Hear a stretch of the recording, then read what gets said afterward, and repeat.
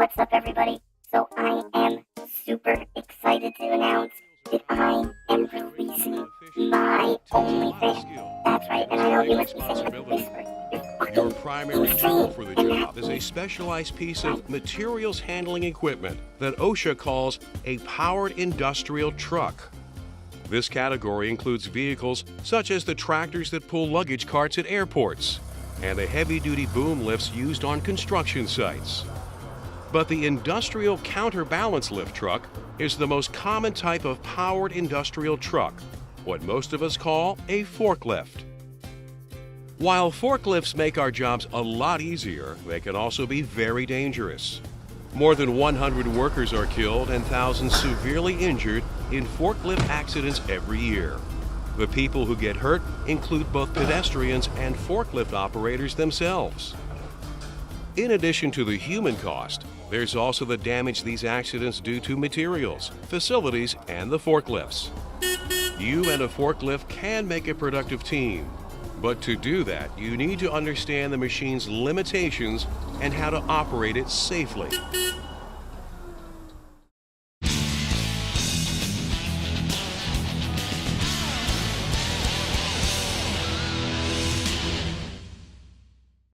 Contrary to what many people think, driving a forklift is not like driving a car. Forklifts have different controls. They are heavier than cars. They steer with their rear wheels, and they are naturally unstable. Forklifts are designed to raise, transport, and lower heavy loads. Because of the counterweight it carries to balance these loads, a forklift can weigh twice as much as an automobile. Forklifts have also been designed to get in and out of tight places easily, so they have a very narrow wheelbase. This all means that forklifts handle in a very unique way. And when they are mishandled, they can be dangerous. Most forklifts have the forks at the front and the counterweight at the back, which puts the machine's center of gravity somewhere in the middle. In terms of stability, the vehicle acts like a seesaw. When you put a load on the forks, you add its weight to the forklift and shift the forklift's center of gravity forward. If the load on the forks weighs less than the machine, the center of gravity will be behind the front wheels, and the forklift will still be stable. If the load and the truck weigh the same, the center of gravity will be on the front wheels. This means the forklift could easily become unstable if you had to stop quickly, for example. Also, when the center of gravity is so far forward, the rear wheels that do the steering have very little traction. If they skid, you could lose control of the truck. If the load on the forks weighs more than the counterweight, the center of gravity shifts to in front of the front wheels. The back wheels come off the ground, and the forklift tips forward. This all sounds kind of complicated, so let's look a little closer. Draw an imaginary line connecting the two front wheels and the pivot point of the rear axle. This is what's called the stability triangle. It's a map of a forklift suspension. To keep the forklift stable, its center of gravity must stay within the stability triangle. Sounds easy, but remember that the forklift center of gravity can move depending on how you drive it and how you load it. The closer you keep the center of gravity to the middle of the stability triangle, the more stable a forklift will be. That's how you keep it safely upright.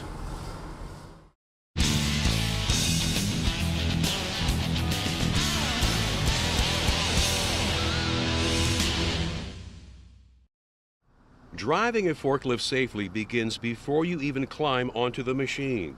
It starts with you asking yourself if you're ready to drive. If your back is giving you trouble, you're angry about an argument you had with a coworker, you're taking medication for a head cold, or had a drink at lunch, be careful.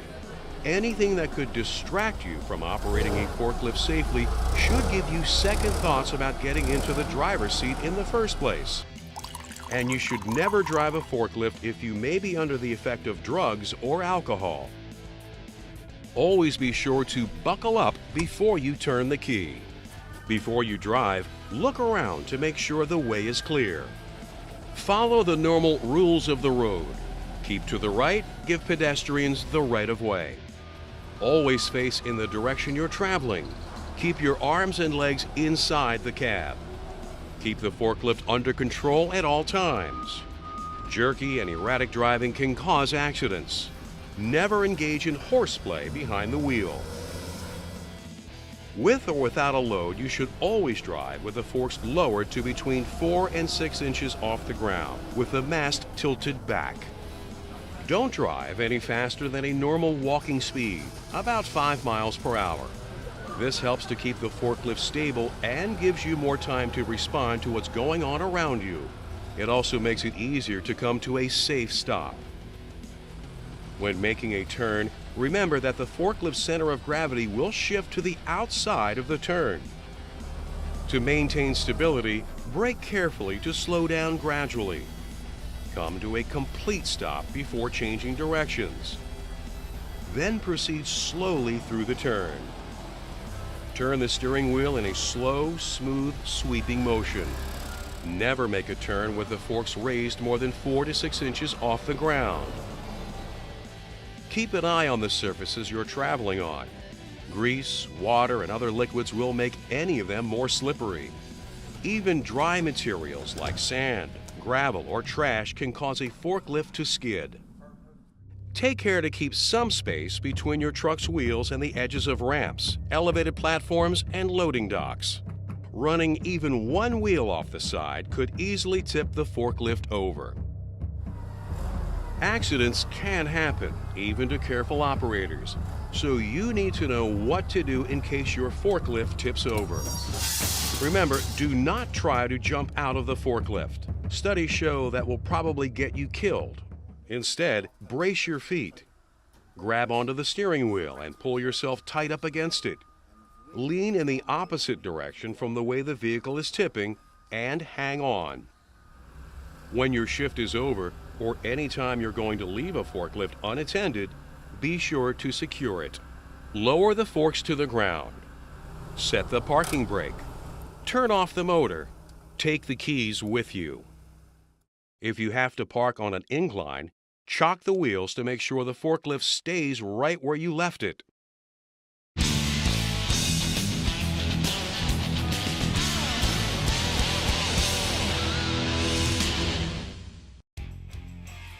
Keeping a forklift center of gravity within the stability triangle is important, and how the mast and forks are positioned can affect its stability significantly. Raising a payload or even just the forks raises the truck's center of gravity too.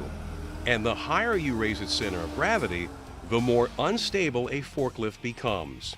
Every forklift has a maximum weight it can lift, known as its load capacity.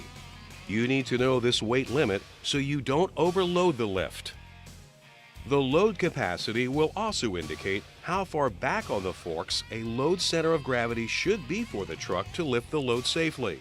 This distance, from the vertical part of the forks or the backrest to the load center of gravity, is known as the load center. The standard load center for most forklifts is 24 inches, half the depth of a pallet.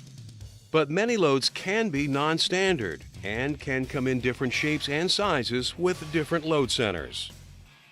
So while a forklift may be rated to safely lift 4,000 pounds and a 24-inch load center, if you pick up a 4,000-pound load that has a 36-inch load center, it will shift the forklift's center of gravity further to the front and cause it to tip forward.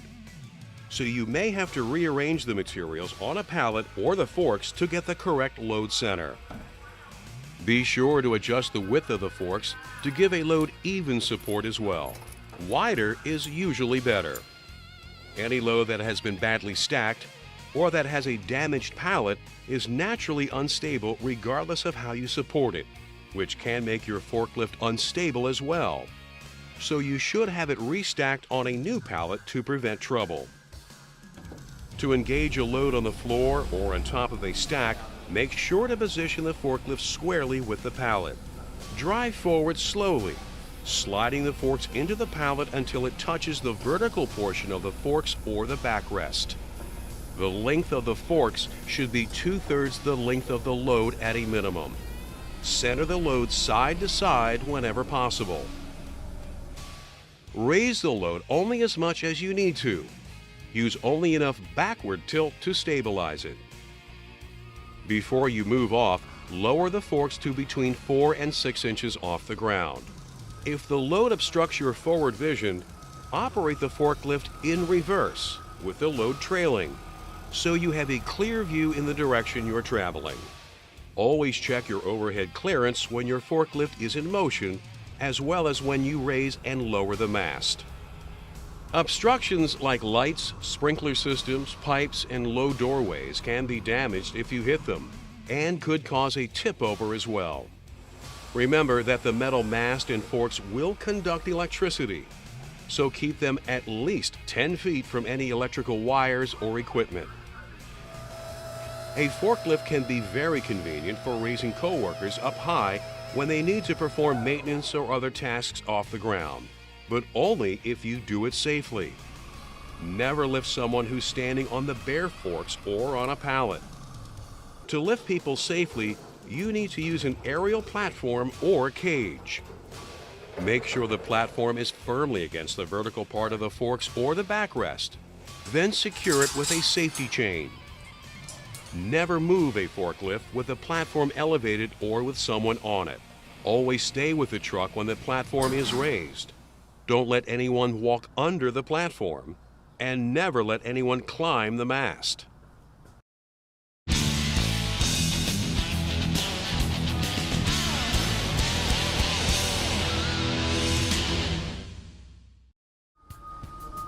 A busy workplace presents a lot of challenges for a forklift operator. With so much going on and so many people on the move, you have to stay alert and be sure to follow safe work practices. Your vision will naturally be limited at intersections, doorways, and elevators, and these locations typically have a lot of vehicle and foot traffic. So watch carefully for pedestrians and other vehicles in these areas. Sound the horn to let people know you're approaching. Come to a complete stop before changing direction. Look both ways before moving off again. Don't assume that pedestrians will see you. Always check for them before you move your forklift. Watch out for them when you're in motion. Make eye contact with them to verify that they're aware of you. When in doubt, give pedestrians the right of way. Since they may not understand a forklift's potential hazards, it's up to you to remind pedestrians to keep their distance, even when the lift is stopped.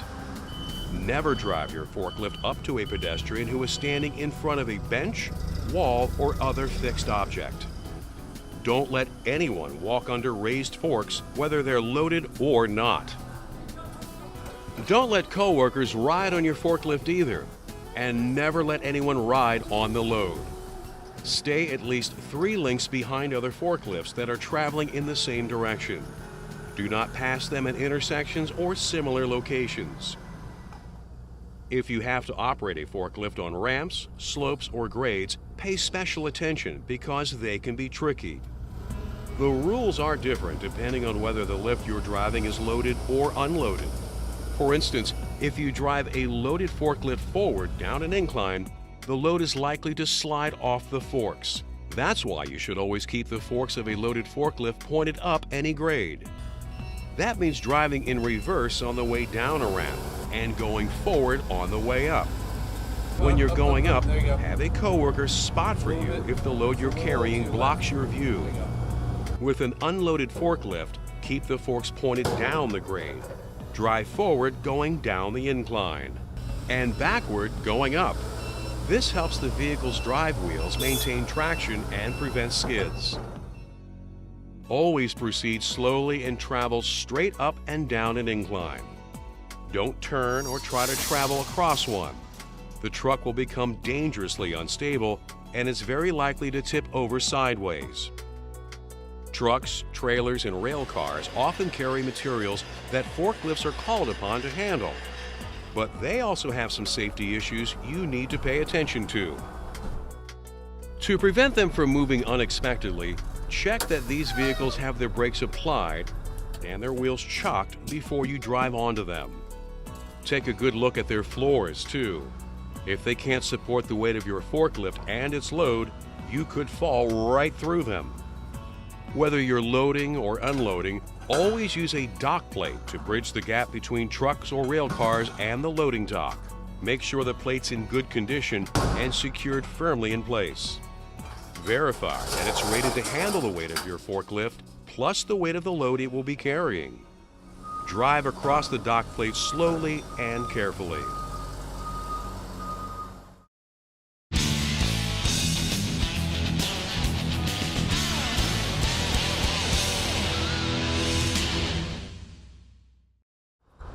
Like any machine, a forklift needs to be in good shape to operate safely.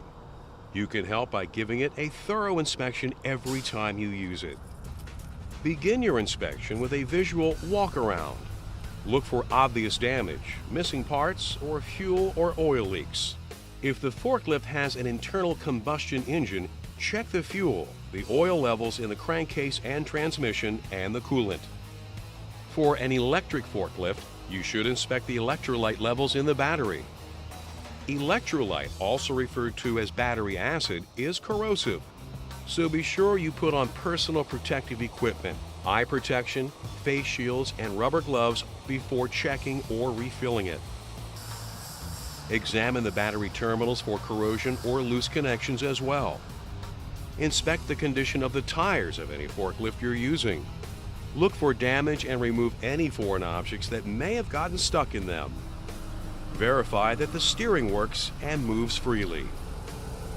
Check the brakes too, including the parking brake. Examine the chain bearings, nuts, and cotters on the mast and lubricate them as needed. Make sure there's enough oil in the hydraulics reservoir. Look for evidence of leaks. Examine the forks for cracks or excessive wear and check their alignment. Ensure that headlights, taillights, turn signals, and warning flashers all function correctly. Test the horn, the backup alarm, and the warning beacon. Verify that there are seat belts and that they work. If you find anything that isn't right, repair it or report it. Take the forklift out of service if necessary, but never start your shift using a faulty lift.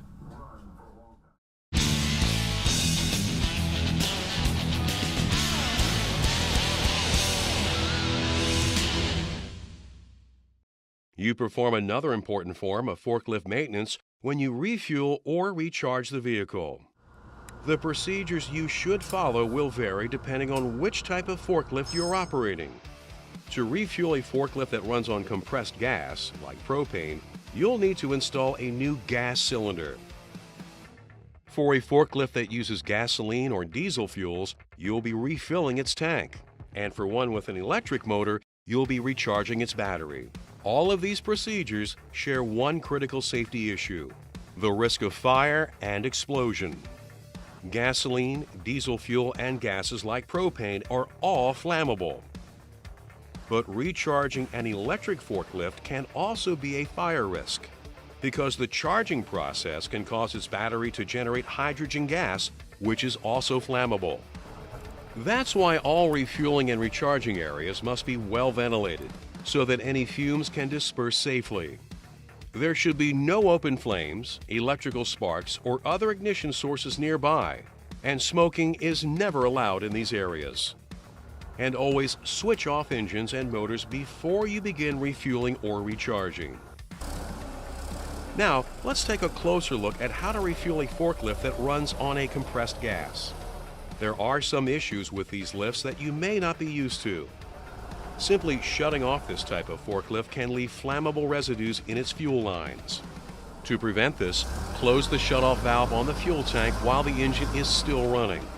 Then let it run until it uses up the gas in the lines and stalls. Strangely enough, compressed gases, even flammable ones, can cause frostbite. So remember to wear protective gloves while working with them. Handle the tanks carefully. Do not use metal tools when disconnecting and reconnecting them. Always watch for signs of gas leaks in the system. When you put the new tank in place, make sure that it engages the locking pin on the forklift. Refueling a forklift that runs on gasoline or diesel fuel is fairly straightforward. It's pretty much like filling up the gas tank in a car. For added safety, touch the nozzle of the hose to the truck's fill pipe before you start transferring fuel. If you spill any, wipe it up and wait for the residue to evaporate before you restart the engine. As for electric forklifts, we've mentioned that recharging their batteries can generate flammable hydrogen gas. The fact that their batteries can generate sparks as well makes the process even more dangerous. To prevent sparks, keep tools and other metal objects away from the battery. Remember, this also includes jewelry and wristwatches. The charging process can also cause the batteries to heat up, so leave the battery compartment lid open to help cool them off. This will also allow any hydrogen gas to dissipate safely.